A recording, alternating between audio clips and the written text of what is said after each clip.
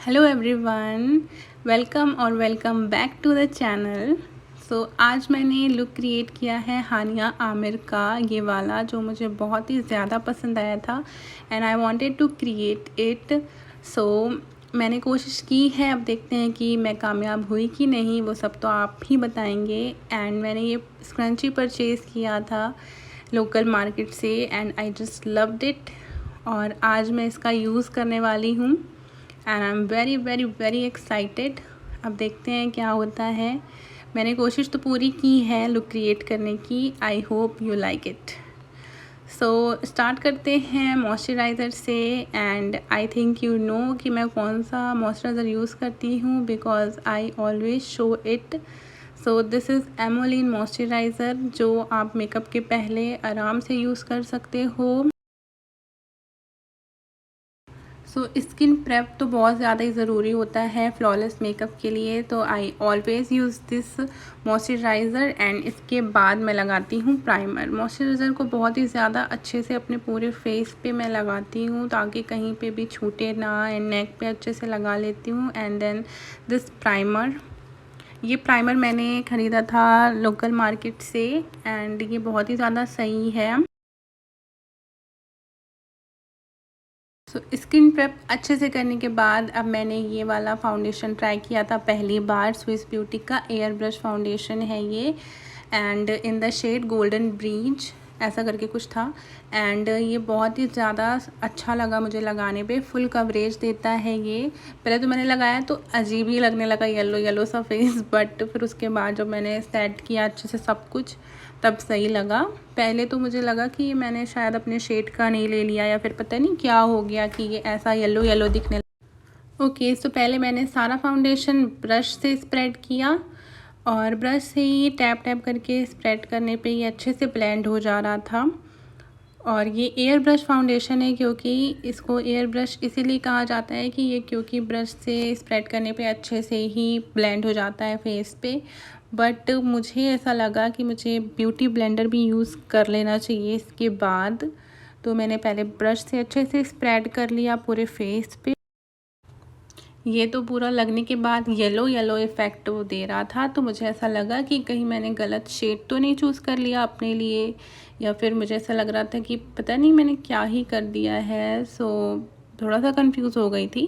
But बाद में जब सब कुछ सेट वगैरह कर लिया उसके बाद फिर मुझे थोड़ा रिलीफ हुआ कि ठीक है। फिर मैंने कंसीलर यूज़ किया एंड जब मैंने इस कंसीलर एंड पाउडर सब कुछ यूज़ कर लिया ना, तो जो येलो इफ़ेक्ट था फाउंडेशन का वो ख़त्म हो गया था एंड वो मेरे फेस के कलर के साथ एडजस्ट हो गया था, जो मुझे बहुत ही ज़्यादा सही लगा।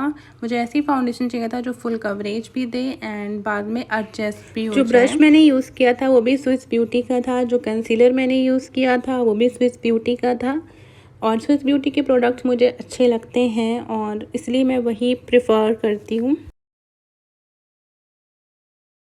अब जाके मुझे रिलीफ मिला, मेरा फेस थोड़ा येलो कम दिखने लगा था एंड फिर उसके बाद मैंने जो भी पाउडर वाउडर था वो सब लगाया।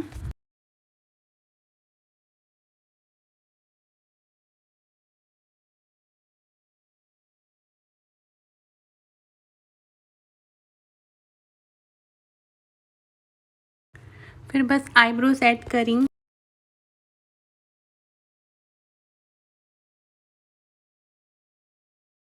उसके बाद मैंने यूज़ किया ये बनाना पाउडर। इसको आई के नीचे और जितने जितने जगह मुझे लगाना सही लगता है मैं लगा लेती हूँ। ये भी स्विस ब्यूटी का ही लूज़ पाउडर या फिर बनाना पाउडर है।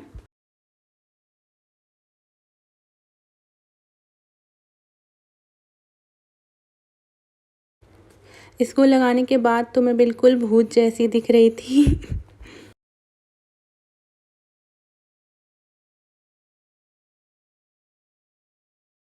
बट हाँ, जो भी कहो, फेस को काफ़ी चेंज कर दिया था इस पाउडर ने मेरे, जो मुझे बहुत अच्छा लगा। एंड जो हानिया आमिर है उनका फेस हमेशा वाइट एंड पिंकी टाइप का दिखता है, उसके लिए वाइट ही चाहिए था मुझे फेस, और थोड़ा बहुत वाइट हो ही गया था। एंड देन मैंने आईलाइनर लगाया लैक्मे का एंड उसके बाद मैंने मस्कारा लगाया एंड आई मेरी सेट हो गई एंड देन उसके बाद जो मेन इम्पॉर्टेंट थिंग थी जिसकी वजह से मेरे फेस पे थोड़ा हानिया के जैसे पिंकिश चीज़ आ जाता, वो था ये tint. This tint is from Earth Rhythm and this is just wow. मैं इसको जब से यूज़ कर रही हूँ मुझे बहुत ही ज़्यादा पसंद है ये, एंड मैं इसको किसी से रिप्लेस नहीं करने वाली हूँ कभी भी। तो इसके बाद मुझे पिंकी सा बिल्कुल लगने लगा। उसके बाद मैंने लगाया highlighter and this highlighter is from Sugar cosmetic. Okay, so जो इनका फ़ोटो है जो मैंने यूज़ किया है रिक्रिएट करने के लिए लुक, उसमें इनका फेस बहुत ही ज़्यादा ग्लो कर रहा है और मेरा तो करने वाला नहीं है इतना ग्लो, इसलिए मुझे हाइलाइटर हर जगह ही लगाना पड़ा जहाँ जहाँ हाइलाइटिंग पॉइंट था, तो मैंने हाइलाइटर लगाया। उसके बाद जो लिप कलर उनका था उस पिक्चर में, वो लिप कलर मेरे पास था ही नहीं, तो मैंने सोचा दो कोई शेड मिलाकर, और वो जो स्विस ब्यूटी का पैलेट मैंने लिया था वो इसीलिए लिया था कि कभी कोई शेड मेरे पास नहीं होता है तो मैं दो कलर मिलाकर एक नया शेड बना लेती हूँ। ओके, सो मैंने काफ़ी हद तक वो शेड बना लिया था एंड उसके बाद मुझे लिप ग्लॉस लगाना था जो मेरे पास था नहीं, तो वैसलीन को ही मैंने लिप ग्लॉस बना के लगा लिया था और अच्छा खासा शाइन आ गया था। सो उसके बाद मुझे बस अपना हेयर टाई करना था, तो उससे पहले मैंने सीरम लगाया हेयर्स पे। उनके हेयर बहुत ही ज़्यादा शाइनिंग हैं बट मेरे नहीं हैं, तो उसके लिए मुझे शाइनिंग बनाना पड़ेगा। तो उसके लिए मैंने अच्छे से अपने पूरे बालों में सीरम लगाया।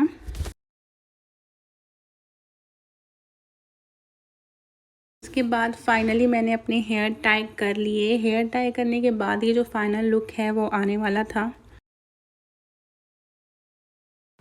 मुझे तो लग रहा था कि हाँ थोड़ा बहुत उनकी तरह लग रहा है जो मैंने लुक रिक्रिएट किया है। एंड फाइनली जो स्क्रंची का मुझे यूज़ करना था वो अब मैं करने वाली थी और मैं बहुत ज़्यादा ही एक्साइटेड थी, मुझे वो बहुत पसंद था। सो दैट्स वाई मैंने सब शो किया, मुझे बहुत ज़्यादा पसंद था और अच्छा भी लग रहा था। फिर उसके बाद मेरे पास इयररिंग्स तो वैसी नहीं थी जो उन्होंने पहनी थी, बट मेरे पास ऐसी छोटी छोटी थी, तो इसलिए मैंने उनको वेयर किया। इयररिंग्स भी अच्छी लग रही थी ना।